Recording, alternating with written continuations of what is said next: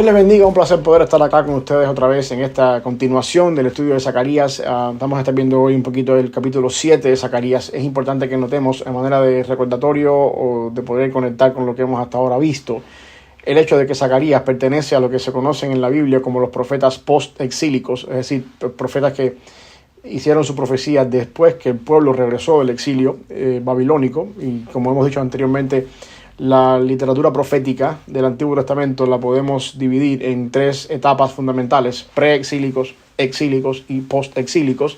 Es decir, profetas antes del exilio, profetas que estuvieron en el exilio y profetas que profetizaron después del exilio, lo cual nos deja a nosotros entender que el exilio babilónico o el cautiverio babilónico no fue el medio que resolvió de una vez y para siempre el problema del pecado y la infidelidad de Israel. Nosotros nos damos cuenta que todas estas cosas apuntan a esta persona, a este descendiente del linaje de David, que al mismo tiempo es el descendiente de la simiente de la mujer de Génesis 3:15, que va eventualmente a resolver el verdadero problema del pecado, y ese, por supuesto, es Cristo. El hecho de que tengamos una actividad profética después del exilio, corrigiendo o llamando la atención al pueblo con respecto a algunas cosas que el pueblo había estado haciendo, nos demuestran entonces que el cautiverio no resolvió del todo el problema que había creado el pecado en la caída de Génesis 3, sino que se hizo necesario tener entonces, por supuesto, esta promesa mesiánica. Y Zacarías es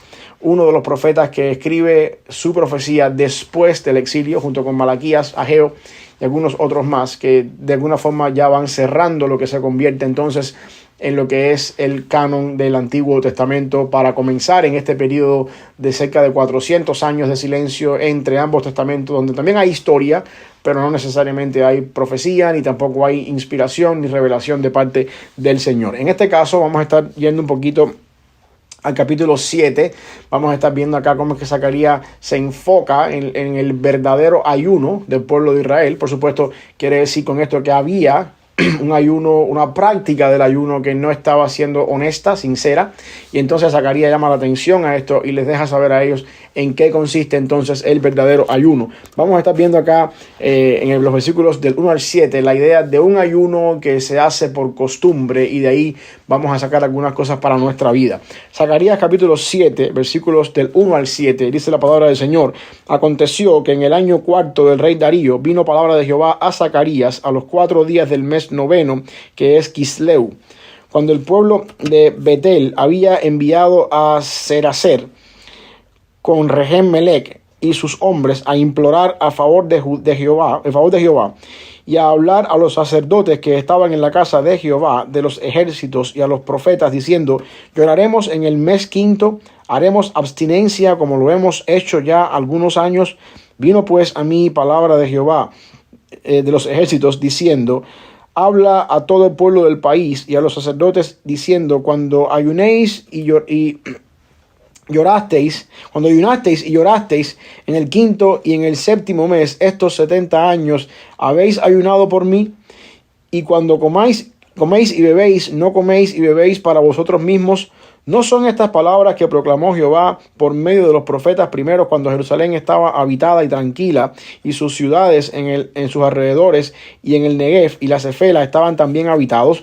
Aquí lo que estamos viendo básicamente es que Dios está llamando la atención a un pueblo que está haciendo las cosas por pura costumbre. No hay un sentido o una significación espiritual detrás de todo eso.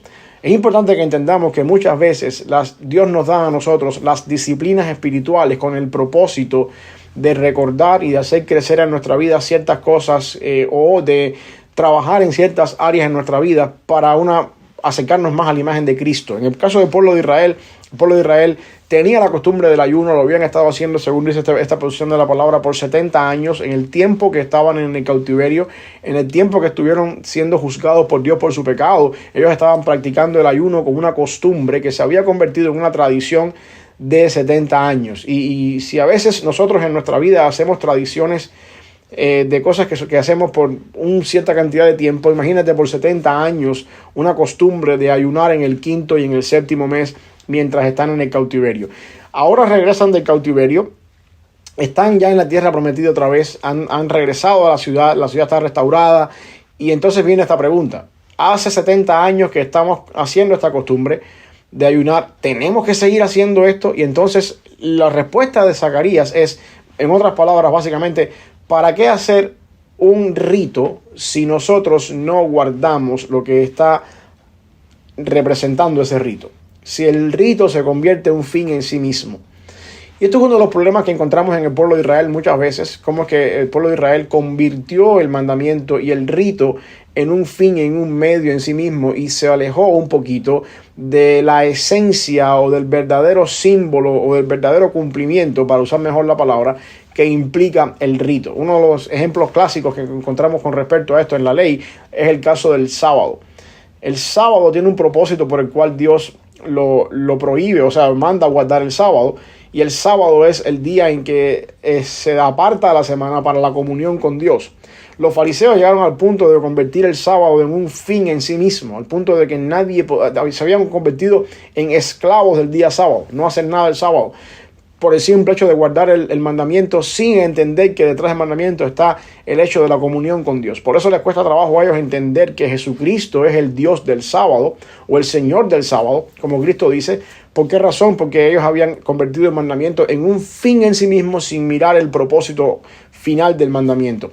Igual también encontramos esto en muchas partes en la Biblia. Otro caso quizás también parecido en nuestro contexto hoy es la forma en la que nosotros vemos el ministerio de los milagros de Jesús, especialmente dentro de círculos de teología un poquito más carismática, apuntando quizás hacia una teología de la prosperidad, donde hacemos énfasis y abogamos por el milagro, porque todo el mundo quiere un milagro y hoy es el día de tu milagro y esta noche clama tu milagro. Encontramos el milagro como un fin en sí mismo. Yo necesito un milagro de sanidad y yo quiero el milagro.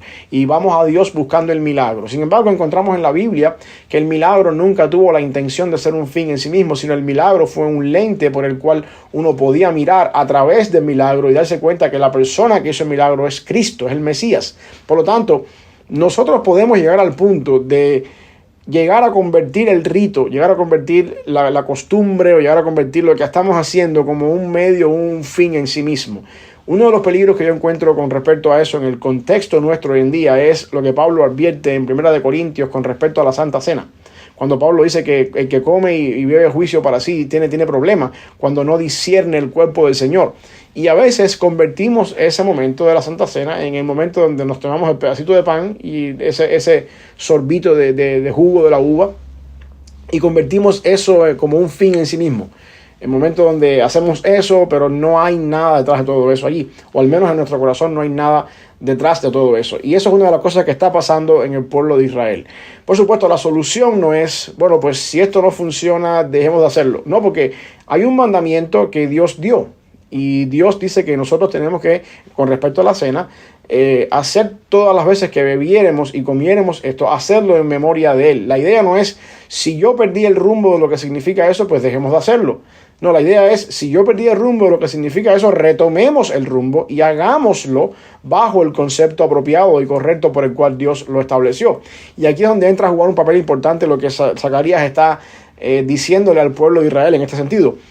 El ayuno es bueno.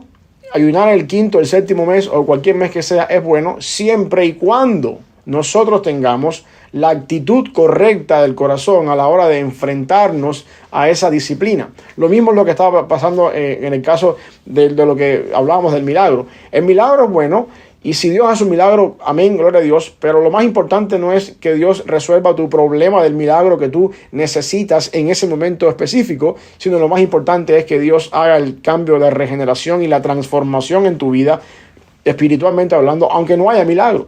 El caso de la Santa Cena pasa igual. Lo más importante no es llegar ahí y comer ese pan y tomarse ese pedazo de pan y vino y ya, sino lo importante es que uno vaya a ese lugar con la actitud correcta, sabiendo que yo estoy recordando que mi vida está obrando y caminando en relación con la forma en la que Jesucristo vivió en la tierra hasta que Él venga otra vez, hasta que Él nos conceda a nosotros siempre estar celebrando este memorial. Por lo tanto, el concepto es un llamado a la atención a tener cuidado cuando nosotros hacemos las cosas dentro del concepto de la iglesia por el simple hecho de que se convierte en una tradición, de que toda la vida lo hemos hecho así, de que la vida y la iglesia cristiana siempre ha hecho las cosas así, por lo tanto tenemos que siempre hacer las cosas así, sin tener en cuenta que hay una razón espiritual, hay un propósito espiritual que apunta mucho más allá y que muchas veces no tenemos en cuenta esto por el simple hecho de que nos centramos más en la parte simbólica o en la parte del ritual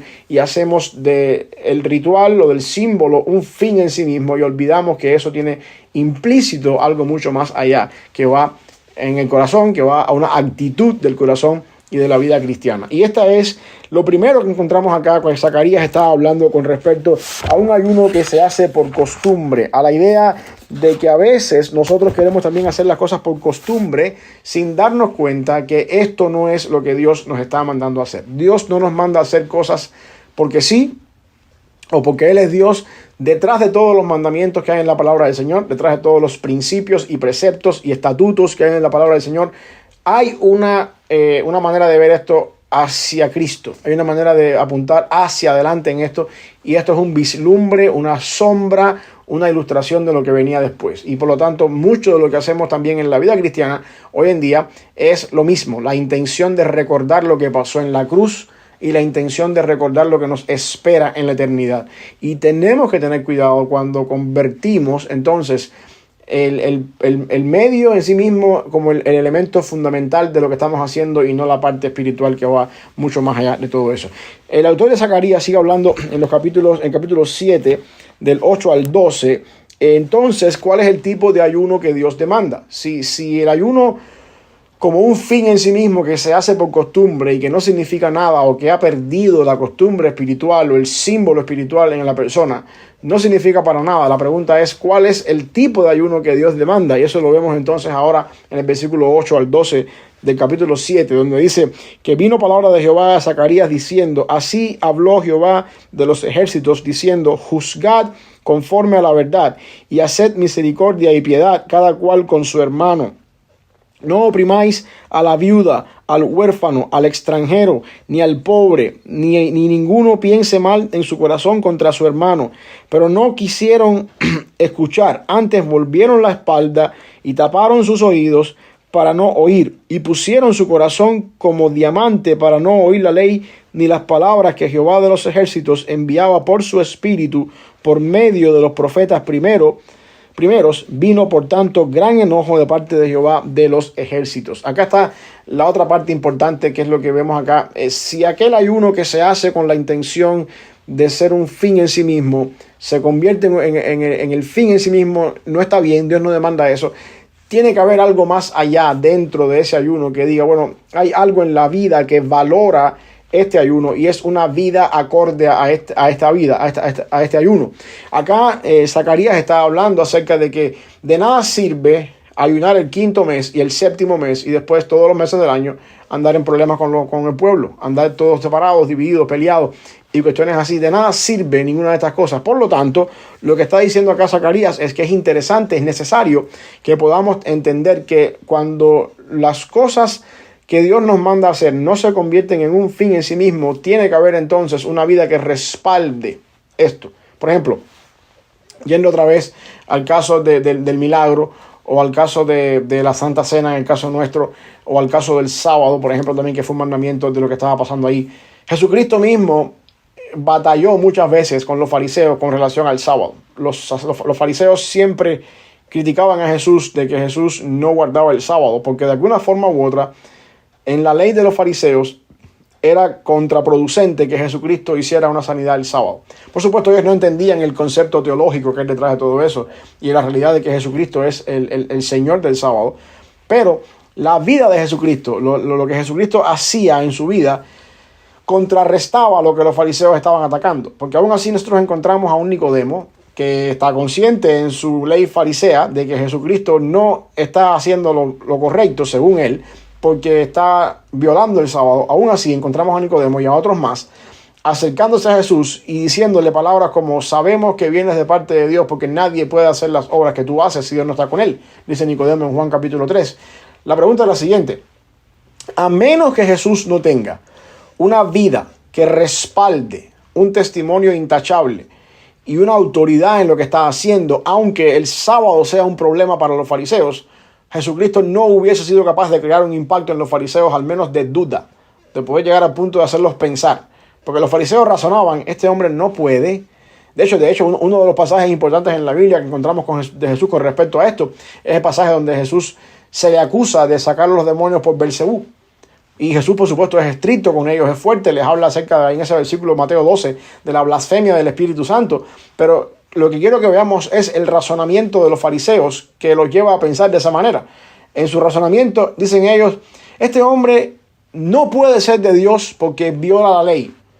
Sin embargo, él hace cosas que nadie puede hacer a menos que sea de Dios o que tenga un poder sobrenatural actuando en él. Y el razonamiento de ellos los lleva al punto de decir: si este hombre viola la ley, en caso de no guardar el sábado, pero hace cosas sobrenaturales que solamente alguien con poder divino puede hacer, el razonamiento de ellos los lleva a decir: pues entonces Belcebú es el que está detrás de todo esto acá y es el que opera en él. Cristo, por supuesto, derriba ese argumento. En el caso de Nicodemo, tenemos a un Nicodemo que no llegó al extremo de decir que Jesucristo estaba siendo operado por Belcebú, sino que se tomó el privilegio de ir de noche e indagar un poquito, y usa las palabras que mencionábamos antes: sabemos que nadie puede hacer las cosas que tú haces si Dios no está contigo. Pero el punto donde yo quiero llegar es que aunque ellos veían en Jesús una infracción en la ley por su entendimiento entenebrecido de lo que está pasando, por otro lado, en contraste, veían ciertas acciones y ciertas prácticas y un estilo de vida en Cristo que decía: este hombre nos pone a pensar. Y eso es lo que yo quiero que veamos acá cuando Zacarías estaba hablando de que el ayuno no es malo. El problema está cuando el ayuno se convierte en un fin en sí mismo, y entonces nosotros le restamos importancia a otras cosas que deberían ser el reflejo o deberían ser el resultado de una vida que refleja un ayuno. Y cuando digo ayuno me refiero a cualquier tipo de disciplinas espirituales que uno tenga que ver en cuenta. O de nada sirve llegar el domingo a la iglesia y participar de la cena del Señor, estar ahí, cantar el himno, comer el pan, tomar el vino o el pequeño jugo y después salir para la calle a pecar y hacer todo lo que uno hacía anteriormente. El apóstol Pablo condena eso y dice que eso es comer juicio y beber juicio para uno mismo. El punto es: tiene que haber un estilo de vida digno de una persona que ha sido transformada por el Espíritu Santo, que valore y le dé validez, valga la redundancia, a esa práctica que uno está haciendo. Cuando la práctica se convierte en un fin en sí mismo, o cuando el ejercicio religioso o la disciplina religiosa se convierte en un fin en sí mismo, sin apuntar o reflejar una realidad en la vida, un cambio en el carácter, una cosa después en la esencia del ser humano, hay un problema en todo eso entonces en el ser humano, y eso tiene que ver con lo que Zacarías está diciendo acá. El pueblo de Israel había estado por cierta cantidad de tiempo menospreciándose unos a otros, pisoteándose unos a otros, explotándose unos a otros, y en ese sentido Zacarías dice: ¿para qué ustedes quieren ayuno? ¿Para qué ayunar el quinto, séptimo mes, vivir una vida de falsedad en el ayuno cuando su vida refleja algo completamente muy diferente?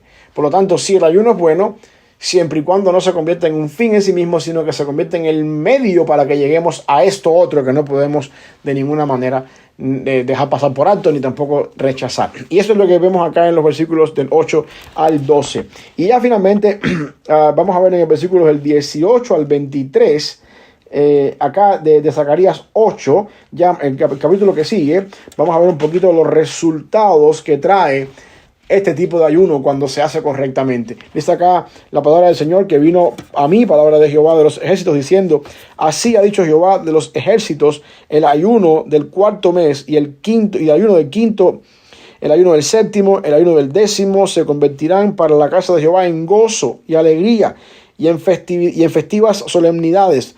Amad pues la verdad y la paz.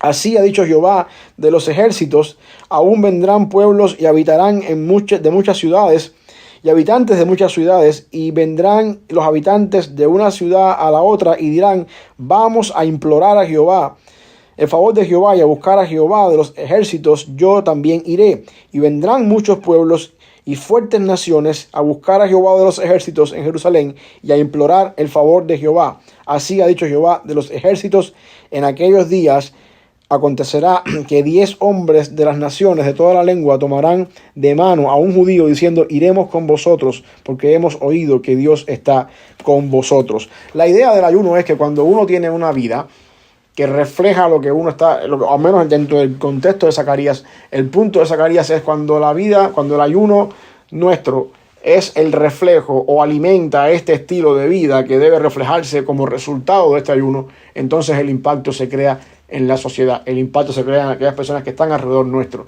Y yo creo que esto es una de las cosas importantes que definen lo que es la verdadera vida cristiana de una religión vacía y llena de rituales, llena de ritos, y llena, por supuesto, de cosas que no apuntan a nada más que a obras muertas.